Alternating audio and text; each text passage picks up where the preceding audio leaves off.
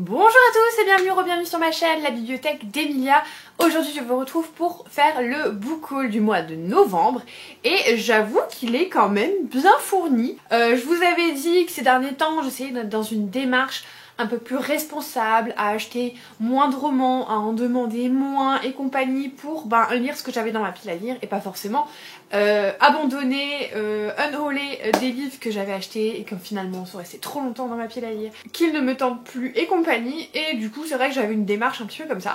Et ce mois-ci j'avoue que quand j'ai vu tout ce que j'ai reçu je me suis dit ah ouais quand même. En vrai je pense que ça reste raisonnable dans le sens où les achats que j'ai faits c'est des achats vraiment raisonnés et les réceptions que j'ai eues c'est soit des choses je suis obligée de les recevoir, soit c'est des choses que j'ai vraiment demandé et qui je pense vont me plaire et que je vais lire dans pas trop longtemps.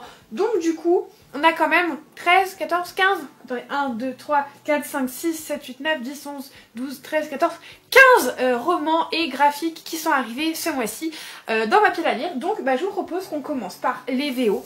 Ensuite on s'attaquera à mes achats qui ont été concentrés sur le salon des Aliénales auquel je suis allée avec Manon de Vibration Littéraire et Maxime alias Soliste, et ensuite je vous montrerai mes réceptions puisque j'ai reçu des réceptions de 3 éditeurs différents, plusieurs réceptions de chaque éditeur, donc comme ça je vous ferai par éditeur et mon côté perfectionniste sera ravi. Commençons par les versions anglaises parce que c'est vrai que c'est ce qui vous intéresse le moins de toute façon. Le premier que j'ai reçu c'est donc la Fairyloot du mois, ça doit être du mois d'octobre parce qu'on les reçoit toujours un petit peu en décalé. Il s'agit de The Dagger and the Flame de Catherine Doyle. C'est le début d'une saga, que je n'ai pas l'idée de combien il y aura de tomes. On est je pense sur une romantécie dans le royaume de fantômes qui a des catacombes, qui a une magie des ombres et compagnie. Et on va avoir deux guildes ennemies, les Cloaks et les Daggers. Donc vous avez les Cloaks qui sont des voleurs et les Daggers qui sont des assassins. Et notre personnage principal s'appelle Séraphine, mais elle va avoir une espèce de revanche en elle dans le sens où sa mère vient d'être assassinée. Et voilà, je pense savoir plus. J'avoue que je suis un peu frileuse dans le sens où le résumé me tente vraiment bien, le côté guilde, assassin et tout, ça me donne très envie, mais Catherine Doyle c'est une des autrices de Twin Crowns que j'avais vraiment pas aimé, donc un peu frileuse. Après là on est vraiment sur sa plume à elle et c'est peut-être le combo des deux plumes ou la plume de l'autre personne qui ne me convenait pas, mais en tout cas bon je vais quand même lui donner une chance parce que le résumé a l'air très chouette. Vraiment ce côté ville un peu catacombe, ces guildes et tout ça, ça me donne envie, mais voilà je pars déjà avec un avis très réservé. Vous me direz, c'est peut-être pas plus mal parce que du coup, soit je serais pas déçue parce que je m'y attendais, soit je serais agréablement surprise. Donc voilà, je ne sais pas du tout quand est prévue la LC sur ce titre. Ça fait des mois que j'ai pas participé au LC des Box Fairyloot, donc je sais plus. Mais en tout cas voilà, à mon avis ce sera traduit, voilà, je vous le dis. Vu que ils ont traduit Twin Crowns et qu'en général les livres Fairyloot sont plus ou moins quand même assez bien traduits. Enfin assez bien. En quantité, la plupart sont traduits, après en qualité je ne dis pas. Mais du coup je pense qu'il y a de grandes chances que Page Turner publie également cette. Et le deuxième VO que j'ai, qui vous intéressera peut-être plus, c'est ma merveilleuse édition de Wisteria de Adeline Grace, qui est toujours, c'est vraiment, franchement ces éditions sont absolument sublimissimes, je les aime, c'est Naked Hardback, ils sont incroyables. C'est donc le troisième et dernier tome de la saga Belladonna. Oui, Belladonna avec Foxglove et donc Wisteria qui conclut la trilogie. Pour rappel, à la base, Belladonna, c'est l'histoire d'une jeune fille qui est touchée un petit peu par la mort et elle va un petit peu, on va dire, être un peu un mauvais présage pour les personnes qui la accueillent puisqu'elles vont toutes décéder. Elle a une facilité et on va dire une habilité à pouvoir converser un petit peu avec la mort dans un espèce d'entre-deux. Elle va pouvoir se rendre en fait dans l'état entre la vie et la mort en notamment s'administrant des poisons. Et elle va arriver donc chez ses nouveaux tuteurs, les Hawthorne, et là va y avoir sa petite cousine Blythe qui est gravement malade, personne ne sait trop comment. La mère est décédée dans des circonstances un peu bizarres il n'y a pas très longtemps, et du coup elle va mener l'enquête avec l'aide du coup de la mort elle-même pour comprendre ce qui se passe dans cette maison. C'est une saga que j'aime énormément et j'aimerais beaucoup finir ce titre. Et donc cette trilogie dans les semaines qui viennent, parce que là la fin de l'année arrive, mais j'aimerais bien les terminer pour 2024. En tout cas c'est vraiment une saga que j'aime beaucoup, pourtant je n'avais pas aimé du tout sa première duologie, c'est pour ça que j'ai quand même envie de donner une chance à ça. Puisque j'avais détesté le Trône des Sept Îles et cette saga je l'adore, donc voilà, j'ai très hâte de découvrir la fin de cette histoire. Ensuite je suis allée au salon des Aliénales, donc avec Manon notamment, qui était mon chauffeur par ailleurs. J'ai fait 3 achats sur ce salon, 2 qui étaient prévus et un qui a été un petit peu, voilà, je me suis laissée emporter, je me suis laissée guider par mon envie.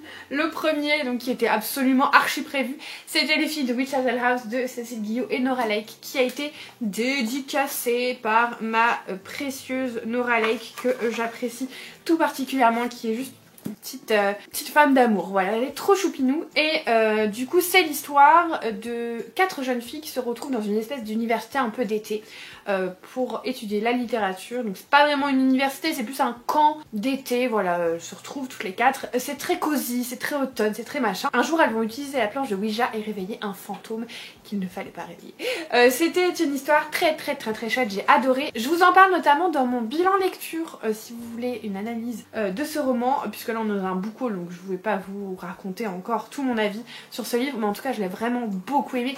Je vous le conseille si vous aimez l'automne, si vous aimez le cosy, si vous aimez les choses à faire en automne, les petits thés chauds et tout machin, si vous aimez ces ambiances là, allez-y, vous allez adorer. Et je vous rassure, ça ne fait pas peur. Moi je suis une grosse flippette, je n'ai pas eu peur, c'est juste un petit peu, ça se veut un peu horrifique mais ça fait pas peur du tout, c'est surtout très cosy. Donc voilà, je vous conseille vraiment cet ouvrage. Le deuxième titre que j'étais venue chercher c'est le tome 2 de Persona, puisque je voulais qu'il soit dédicacé par Yelena.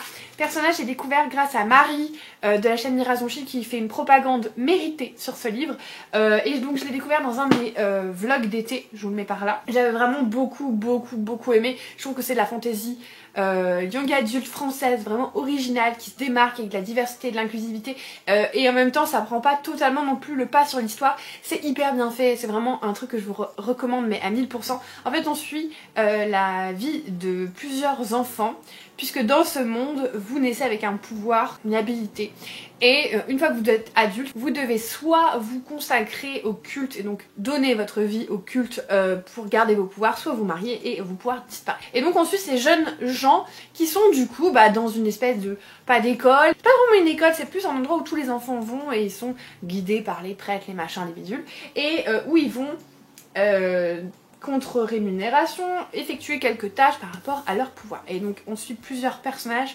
notamment Andrea qui est un peu le persona, puisque il peut changer d'identité, de forme, voilà, il a le pouvoir d'être métamorphe, et ça emmène plein de questions concernant son identité à lui-même, de genre et compagnie, et je trouve que c'est hyper bien fait.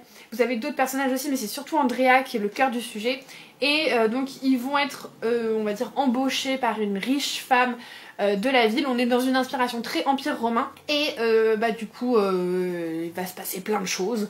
Je vous en dis pas plus, la seule chose que je peux vous dire c'est que vraiment c'est une très chouette saga.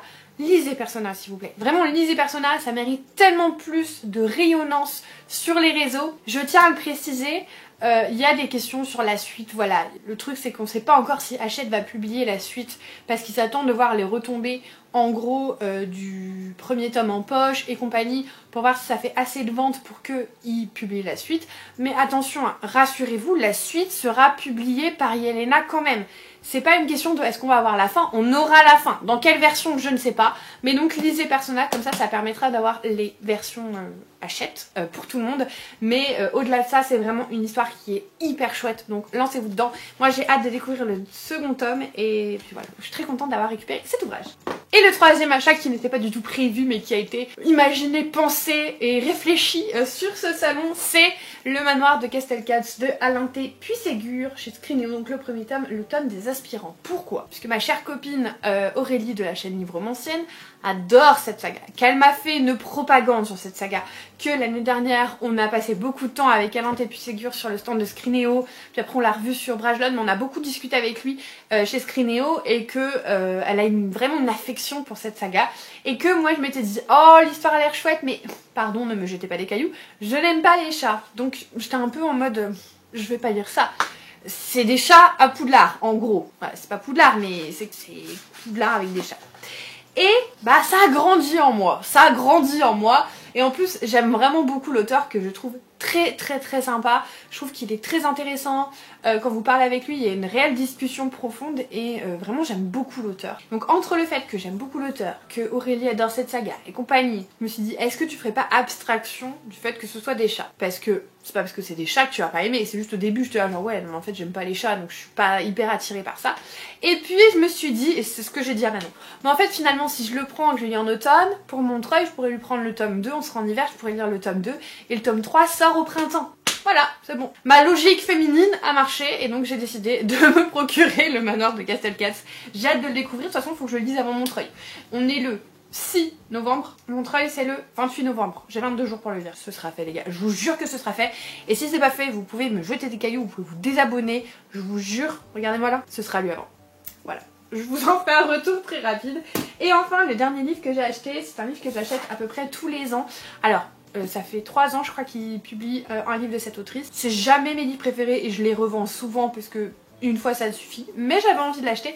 Il s'agit des 4 petits meurtres de Noël d'Alexandra Benedict chez Charleston. C'est un cozy mystery de Noël. Elle avait fait meurtre sur le, je sais plus, un truc express. Vous me direz c'est peut-être marqué à l'intérieur. Bah oui, meurtre sur le Christmas Express et petit meurtre à Endgame. À chaque fois ça avait été des lectures ok, mais que j'avais envie de lire pendant la saison. Donc là, ben, une fois n'est pas coutume, je me suis procuré ce roman. Je veux même pas savoir de quoi ça parle, je sais juste que c'est des cozy mystery avec des petites enquêtes à Noël.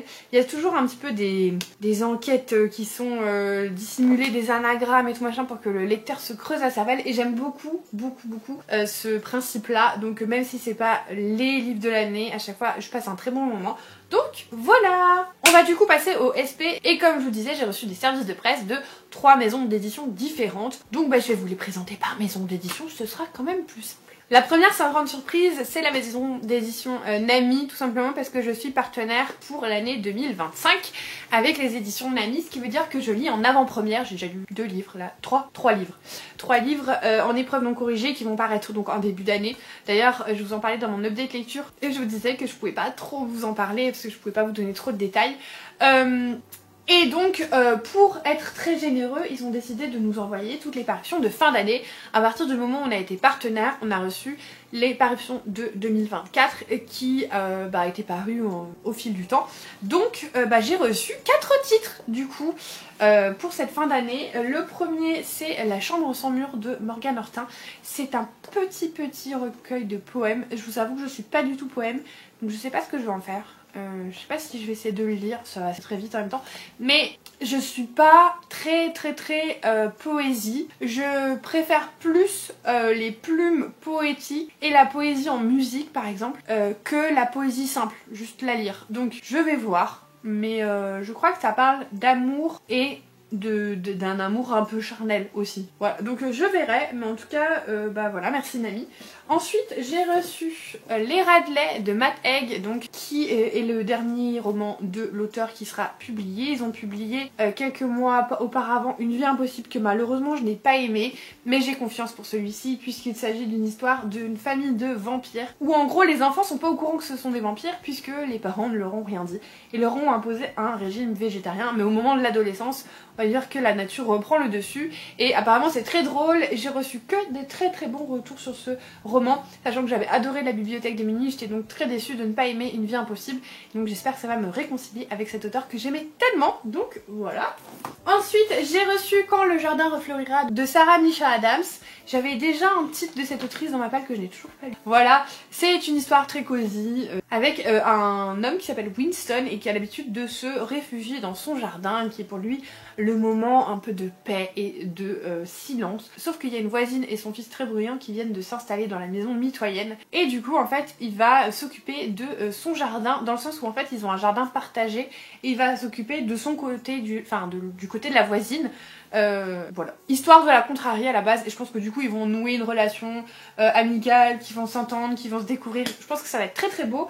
Ça me donne très envie, mais je pense que je lirai ça peut-être plus fin d'hiver, peut-être plus dans l'ambiance. Par contre, quelque chose que je vais lire très rapidement, il s'agit de Noël aux 4 cafés de Rachel Roland, publié donc chez Nami, qui va être un roman en fait de Noël sur un bar qui s'appelle le Chapuccino, qui est donc un bar à chat à Noël. Et il va y avoir une tempête de neige et qui va faire en fait que plusieurs personnes seront bloquées dans ce café. Et à mon avis il y a une petite histoire d'amour qui va se nouer. Bref voilà, ça va être tout mignon, tout cosy, je pense que ça va être hyper chouette et j'ai hâte de le découvrir pendant la période de Noël. Un partenariat qui va toucher à sa fin puisque j'ai décidé que je ne postulerai pas pour l'année prochaine.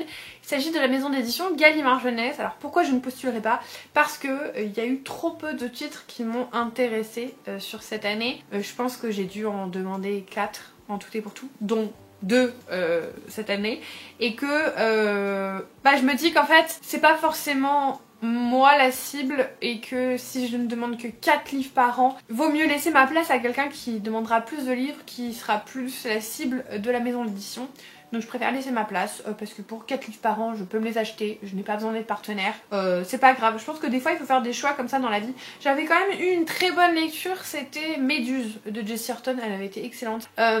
Mais voilà, force est de constater que je n'ai pas demandé beaucoup de titres et que je n'ai peut-être pas la cible de Gallimard Jeunesse. Il y a quelques titres comme ça ponctuellement qui vont m'intéresser, mais je pense que c'est pas nécessaire que je sois partenaire avec cette maison d'édition et je préfère laisser ma place à quelqu'un qui prendra peut-être plus de plaisir à lire plus de livres de cette maison d'édition. Donc le premier que j'ai reçu c'est All the Hidden Monsters de Amy Jordan, qui est une histoire de loup-garou avec Sauge qui se transforme en loup-garou à la pleine lune et une de ses amies va être assassinée et du coup elle va mener l'enquête avec Oren Rinalis qui est un mage lui et qui est très beau et à mon avis ça va être une romantasy avec une enquête. Je vous avoue que j'ai hésité et puis en fait il est très bien noté sur Goodreads donc je me suis dit allez go hein. On va tester, il n'est pas très long hein, il fait 311 pages donc celui-là j'aimerais bien le lire avant la fin de l'année parce que sinon je le lirai pas. Enfin au pire je le lirai l'année prochaine, on verra. Bref, c'est pas la question, là je vais voir ce que j'arrive à lire déjà jusqu'à la fin de l'année parce que à chaque fois je dis j'aimerais bien le lire avant la fin de l'année mais il y a plus beaucoup de temps qui reste avant la fin de l'année et j'ai beaucoup de choses à lire donc nous verrons. Mais pourquoi pas, en vrai pourquoi pas parce qu'il est très bien noté sur Goodreads donc j'ai envie de me laisser tenter. Ça par contre, ça me donne très envie. Je lis peu de graphiques, mais c'est parce que je ne sais pas où chercher, parce que je suis un peu difficile au niveau des dessins on va dire. Et du coup j'en lis peu, mais quand j'en prends en général je passe un bon moment. Et donc j'ai décidé de demander le premier tome des Lumières du Grand Nord qui s'appelle La Vallée des Trolls, c'est écrit par Malin Falch.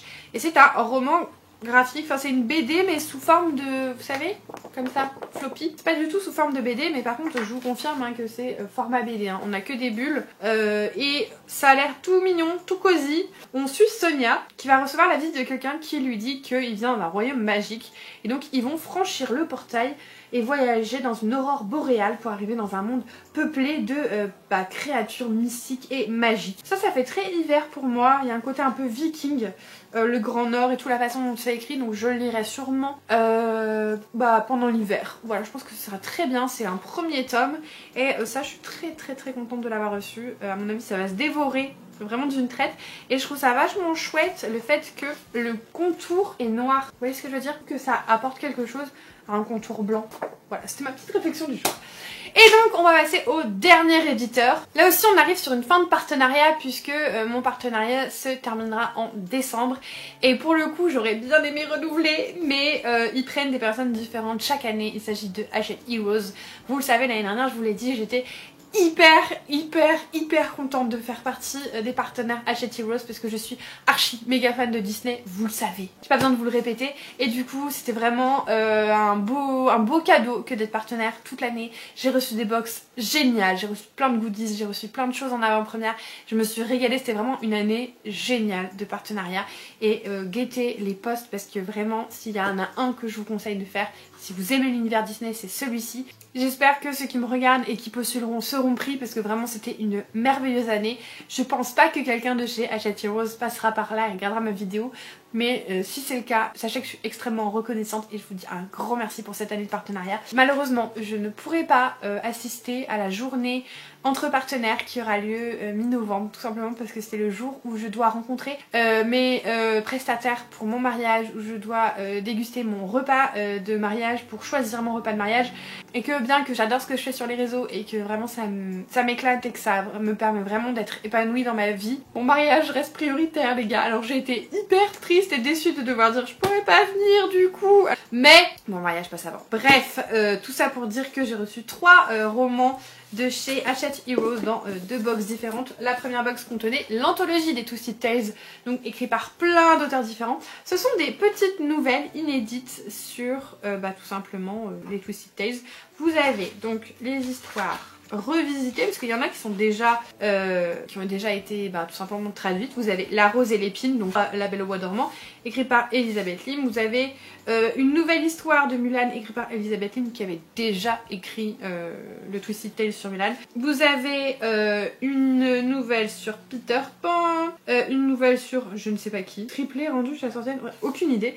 Vous avez une nouvelle sur Cendrillon, sur le Roi Lion, sur Hercule et sur la Petite Sirène. Il y a juste les triplés, c'était rendu chez la sorcière, je n'ai aucune idée. Ah, d'accord, c'est Mérida, donc Rebelle, d'accord, ok. Donc vous avez toutes ces petites nouvelles, elles sont vraiment pas longues, parce que vous avez vu, il y a beaucoup de nouvelles et le livre fait 285 pages, écrit police 52, donc voilà. Je ne sais pas trop quand est-ce que je vais lire ça, mais je trouve ça très très chouette qu'ils aient fait des nouvelles. Comme ça, vous en lisez une de temps en temps, il y a un petit jaspage, là, vous voyez.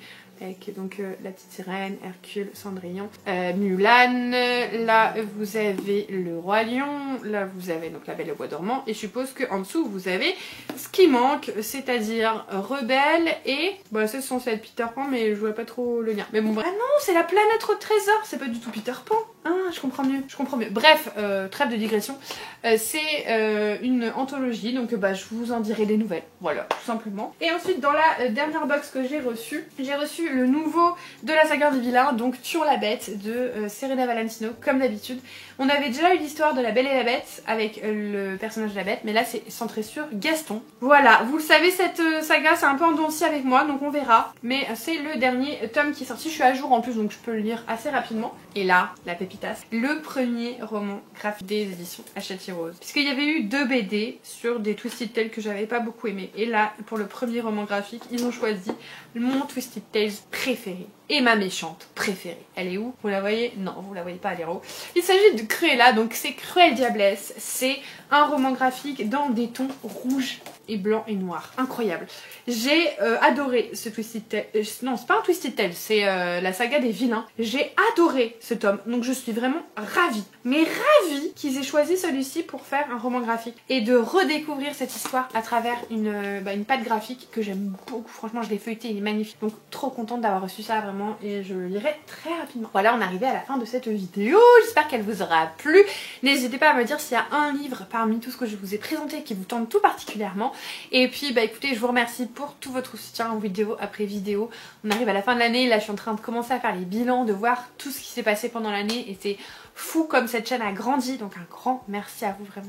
Merci beaucoup. Si vous n'êtes pas encore abonné, n'hésitez pas à le faire. Et pour tout le monde, n'hésitez pas à mettre un petit commentaire ou un pouce en l'air. Si vous ne savez pas quoi mettre comme emoji, pour contrer la team chat, mettez un petit chien. Vous savez quoi? On va faire une battle. Si vous êtes team chat, mettez un chat. Si vous êtes team chien, mettez un petit chien dans les emojis, dans les commentaires. Et puis, écoutez, moi, en attendant la prochaine vidéo, je vous souhaite de merveilleuses lectures et je vous fais des bisous.